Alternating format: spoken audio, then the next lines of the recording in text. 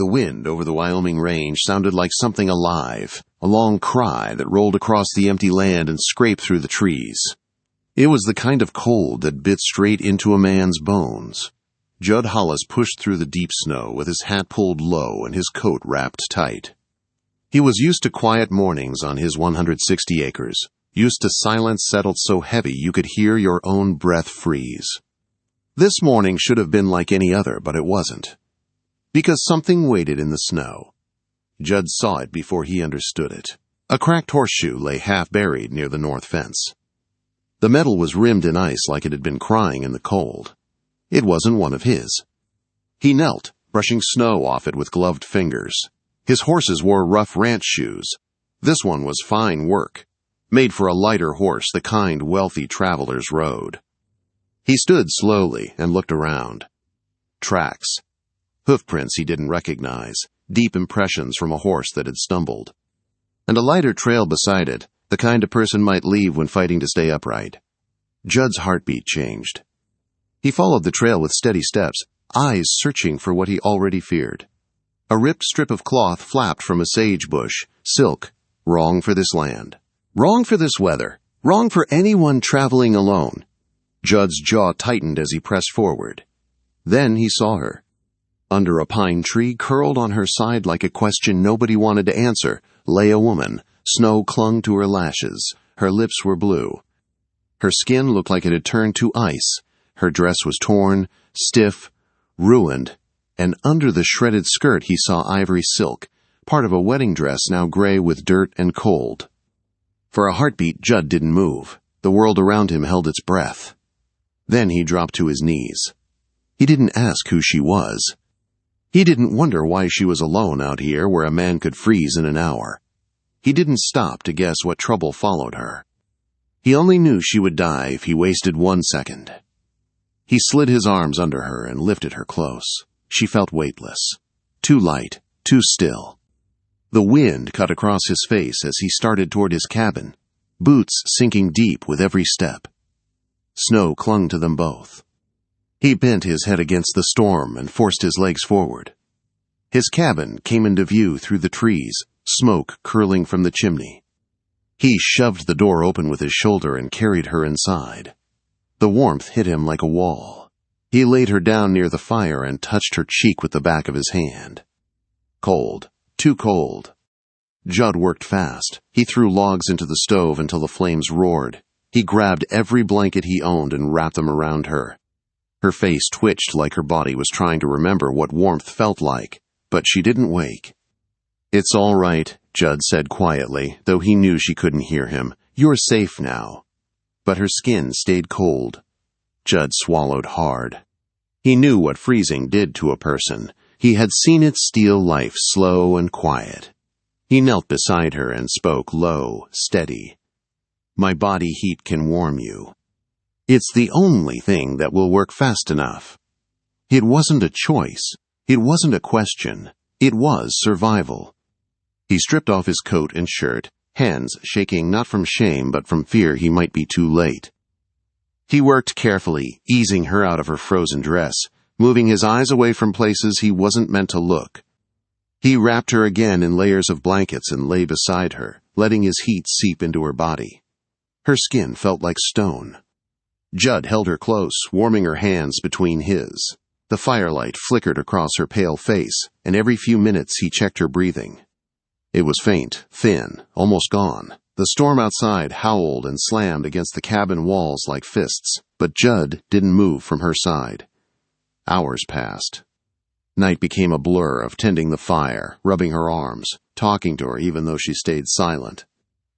He told her about the land, about the horses he rescued, about the mountains that guarded his cabin, anything to keep her tied to the world.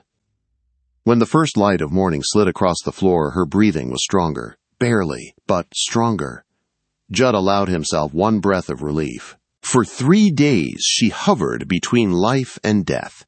Judd fed her broth when she could swallow. He covered her with warm stones wrapped in cloth. He talked to her every time her breathing wavered, his voice rough from worry. He would lose someone he didn't even know. On the 4th morning she gasped awake. Her eyes snapped open, deep violet and full of fear. She sat up fast, breathing hard, looking around the cabin like she expected danger in every corner. When her gaze met Judd's, her confusion grew. Where am I?" she whispered. "You're safe," Judd said gently. "Name's Judd Hollis. This is my place.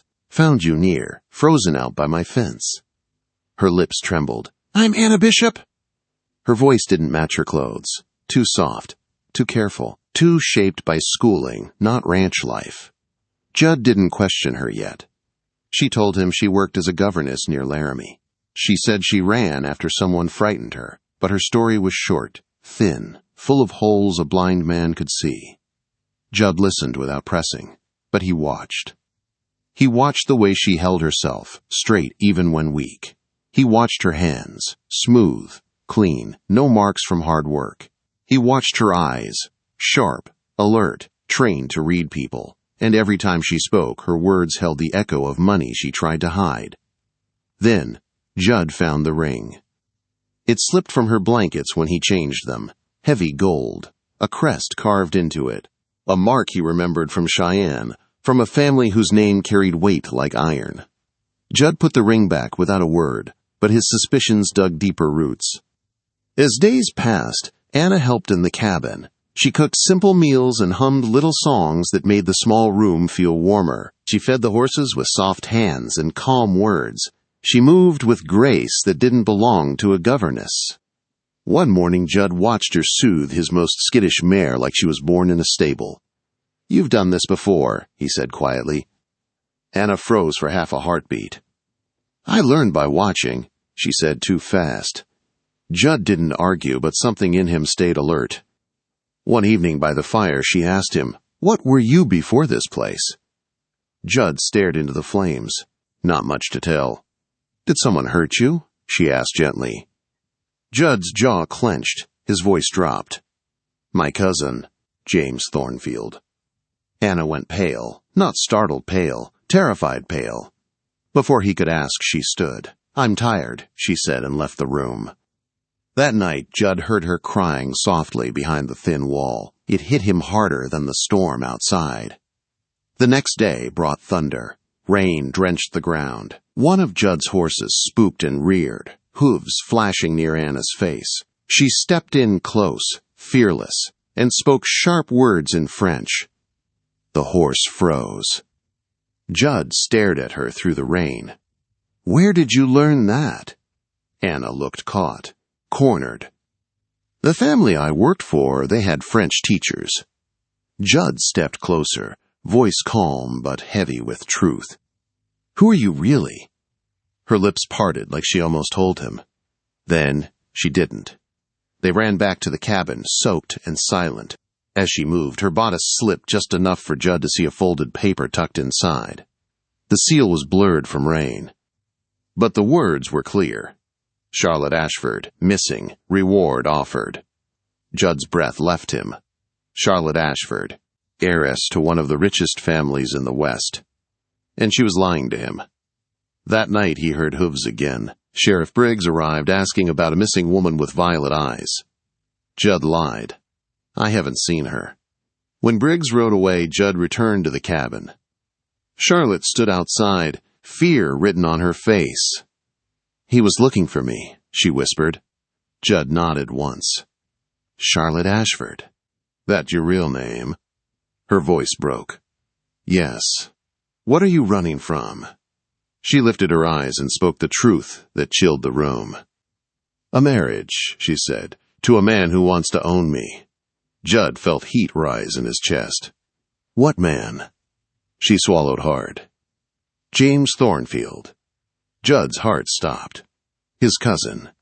Before he could speak, hoofbeats sounded again. A rider stepped into view. Clean clothes. Cold smile. "Silas Crawford," he said. "I'm looking for Miss Charlotte Ashford on behalf of her fiancé, Mr. James Thornfield." Charlotte gripped Judd's sleeve, shaking. Crawford smiled thin. "Mr. Thornfield offers $50,000 for her return." Judd's eyes darkened. "I'm not interested," he said. Crawford tipped his hat, voice sharp with threat. Remember, Mr. Hollis, James Thornfield does not like being told no.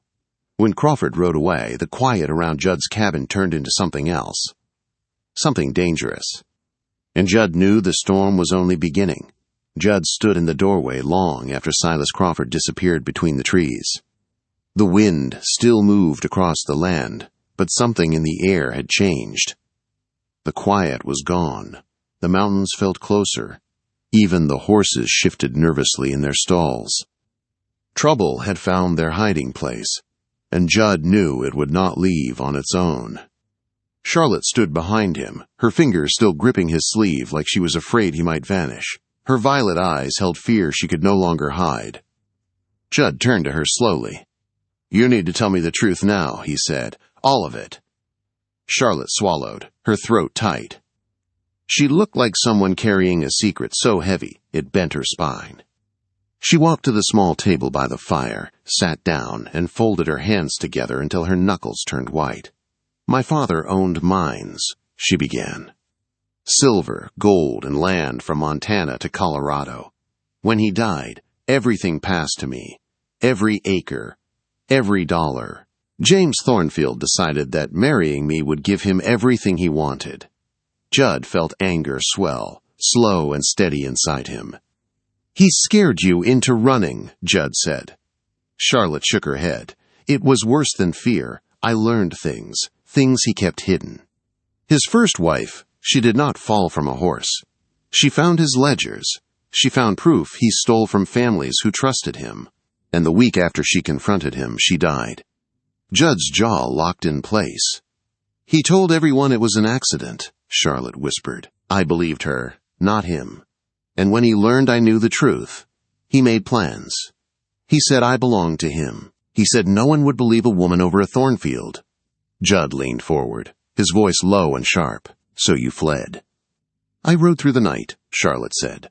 "I thought if I disappeared long enough he'd give up. But I didn't realize how much my father's fortune meant to him. I am not just a bride to James. I am the key to power."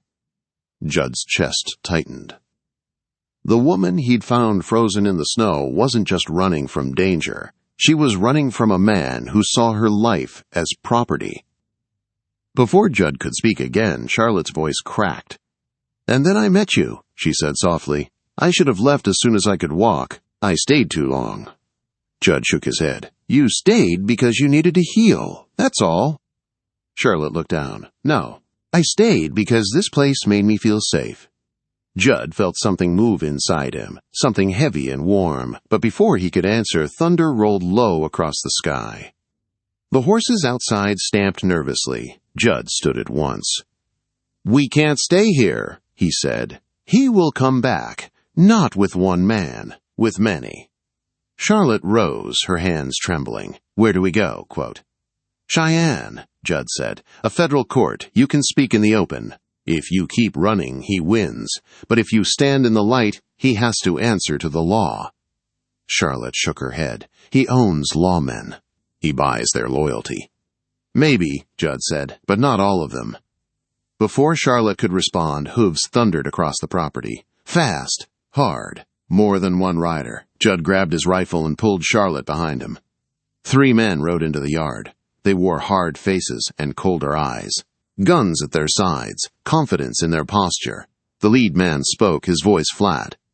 "We're looking for a young lady. Boss says she's valuable." Judd stood tall, his rifle held low but ready. "You're on private land." The man smiled thin. "Everything is private until someone richer wants it." Quote. Charlotte stepped onto the porch beside Judd. The men saw her instantly. "There she is," the lead rider said. Charlotte's voice cut through the cold air. "Tell James the First will never belong to him." The rider's smile faded. "Then he will take what he wants." One of the men rode toward the corral. Judd shifted his rifle toward him. "Don't touch my horses." The man froze. Judd's voice was calm, steady, but full of promise. "Leave." The men did not leave. Not at first. They stared Judd down, sizing him up, deciding if a single cowboy was worth the fight. Then the lead man lifted his hand and motioned to fall back. "This isn't over," he said as they rode away. "Next time we won't be polite." When they disappeared over the ridge, Charlotte's strength broke. Her knees buckled, and Judd caught her before she hit the ground. "We need to leave now," she whispered, "before they come back." Judd nodded. "Pack only what you can carry." They moved fast. Judd loaded food, blankets, ammo. Charlotte gathered clothes and tucked the gold signet ring into her bag. He saddled Thunder, his best horse, and another for Charlotte. The air felt tight, as if the world was holding its breath. They rode out through the back trail, avoiding open land. The mountains towered around them as they pushed through the narrow paths. For hours, the only sound was hooves and wind. Judd kept scanning behind them, waiting for the danger he knew would come. And it came. A rifle shot split the air. A tree trunk exploded beside Judd's arm. More shots followed, echoing through the pass. Charlotte gasped. "They found us." Judd kicked Thunder hard. "Hold on." Behind them, riders burst from the trees like wolves. Silas Crawford rode at the front, his polite smile gone, replaced with something sharp and hungry. Charlotte looked back, pale. He brought more men. Judd's jaw tightened. "We're not trapped yet." He pointed toward a rocky pass ahead, narrow and dangerous, with cliffs on one side and a wall of stone on the other. But before they reached it, Judd saw movement above, men waiting on the ridge. They hadn't been chasing. They had been driving. Straight into a trap. Judd felt the ground drop away inside him as the enemy closed in from all sides. And their fight for survival had truly begun. Judd saw the men above them on the ridge, rifles ready, waiting to corner them in the narrow pass below. It was the perfect place to trap prey. Crawford's riders closed in behind, pushing them straight toward danger. Charlotte gripped her reins, trembling, but her eyes stayed fixed on Judd. She trusted him completely, and that trust struck him harder than the cold wind. "Down!" Judd shouted. Charlotte leaned low over her horse's neck, just as a bullet cracked through the air. It hit the rock beside her boot, spraying stone chips across her leg. Judd yanked Thunder hard to the left and veered off the main trail, straight into a narrow cut in the rocks almost invisible in the shadows. Most riders would never notice it. Judd had found it years ago while chasing a runaway mare. "This way!" he called. Thunder lunged up the steep hidden path. Loose stones rolled beneath their hooves. Charlotte clung to her saddle, her breath sharp and fast. Crawford's men shouted orders behind them, their horses skidding on the rocks. Judd didn't look back. He pushed Thunder higher, climbing toward the ridge where the trap had been set. The cut ended in a tight stone shelf just below the ridgeline. Judd leapt off Thunder and pulled Charlotte down beside him. Bullets cracked above them, rattling dust into their hair. Charlotte froze, fear locking her in place. Judd grabbed her shoulders. "Listen to me. If you can ride, you can shoot." Her eyes widened. "I've never fired a gun." "You will today." He pressed his small revolver into her hand and wrapped her fingers around the grip. "Point. Squeeze. Don't close your eyes." Her hands shook violently, but she nodded. Judd listened for footsteps. Gravel shifted above them. Men were climbing down toward the ledge, confident and steady. Judd raised his rifle, waited for the right second, and fired. A man yelped and tumbled out of sight. The others scrambled for cover, shooting back. Sparks jumped off the rocks near Judd's head. Thunder reared behind them, panicked. Charlotte took the reins, murmuring to him in that calm, sure voice that always seemed to reach the horse's heart. It steadied him. Judd glanced at her and saw something he hadn't seen before. Strength under fire. Judd fired again, pushing the attackers back long enough for them to move. "Up," he said, pointing behind them. "There's a climb, hard, but it leads to the ridge." Charlotte looked at the steep rock face. "If I fall—" "You won't," Judd said. "I won't let you." They climbed. Judd pulled himself up first, then reached down to pull Charlotte along. Her palms scraped raw against the stone. She whispered to the horse until Thunder followed, hooves scrambling but determined. Shots cracked below them, but the angle made it hard for the men to aim. They reached the ridge and crawled onto flat ground. From there they could see Crawford's men spreading out, searching for another way up. Judd grabbed Charlotte's hand and ran along the ridge, keeping low under the wide sky. A bullet grazed the ground near Judd's heel. "Don't stop," Judd said. They reached the far side and scrambled down the slope into the trees. For a moment, the world grew quiet again. Snow dripped from branches. Their horses' breath steamed in the air. Charlotte leaned against a pine, shaking from exhaustion and fear. Then a voice slid through the trees, smooth and calm. "Charlotte?" Charlotte froze. Her breath caught like she'd been punched. Judd turned fast, rifle rising. A man stepped out from the shadows. Clean boots, polished coat, a face too sharp to be kind, eyes bright with control. James Thornfield. Judd's blood turned cold. James smiled like they'd all met at a church picnic. "I knew you'd show yourself if I waited long enough," he said. "You always were too soft-hearted, cousin." Charlotte stepped closer to Judd, her body tense with fear and anger. "Don't come any closer," she said. James's eyes softened with mock pity. "You ran from your duty, Charlotte. From me. You embarrassed yourself. You embarrassed your father's legacy." "My father sold me," Charlotte said. "That was not duty, that was betrayal." James's smile slipped. His voice hardened. "I would have kept you safe." Charlotte's laugh was sharp. "Like your first wife?" The woods went silent. Even the horses stilled. James's jaw clenched. "Do not speak her name," he warned. Judd's eyes narrowed. Pieces of truth slid together. "Your first wife found out what you were," Judd said. "And she died for it." James looked at Judd with cold hatred. "You always were trouble," he murmured. "Always sticking your nose where it didn't belong." Behind him, Crawford and two remaining riders appeared with guns raised. They had circled around, closing the last escape. Charlotte's breath came fast. Judd stepped in front of her. James lifted a hand, his voice silky. "Come with me now, Charlotte. I'll forget this mess. I'll even let your cowboy live if you behave." Charlotte's voice cut the air. "I would rather die free." Judd felt pride ignite inside him. James's calm snapped. "Take her." Crawford moved first, but Judd fired faster. Crawford fell. The other men shot back. Bullets split tree bark. Charlotte ducked behind a pine, clutching the revolver Judd had given her. "Judd!" she cried as a gunman aimed at his back. Charlotte fired. The shot hit the man square in the chest. He collapsed. Charlotte stared at the gun in her hands, shaking, but she didn't drop it. James stared at her in disbelief. "You would kill for him?" Charlotte breathed hard. "I will live for myself." James's rage twisted his face. He reached into his coat and pulled out a paper. "This is a court declaration," he said. "It states you are unstable, that he kidnapped you. I can lock you away and hang him." Charlotte stepped forward, her voice steady. "Not if I give everything away." Judd looked at her sharply. "Charlotte!" "I will renounce every penny," she said. "I will give it all to the territory, every mine, every acre. Then you cannot use me." James froze. He could not understand a person choosing freedom over gold. "You would burn your own empire?" he whispered. "Yes," Charlotte said, "to save my life." James raised his pistol to shoot Judd. Charlotte moved first. She stepped between them. "Stop!" James hesitated just long enough.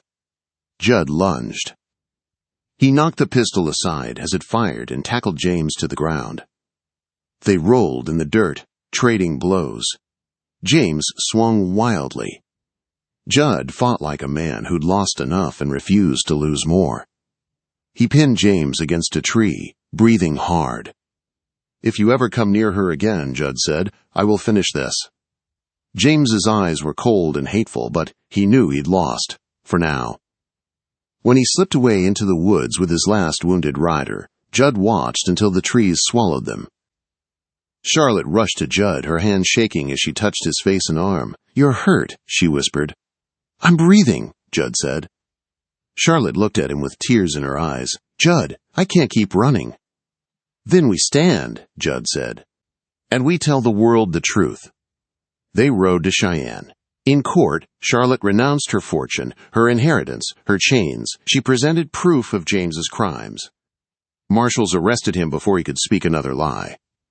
When it was done, when James was gone and the future was finally hers, Charlotte stepped out into the sunlight and took Judd's hand. For the first time since the day he found her frozen in the snow, Charlotte Ashford walked forward, not as an heiress, but as a free woman.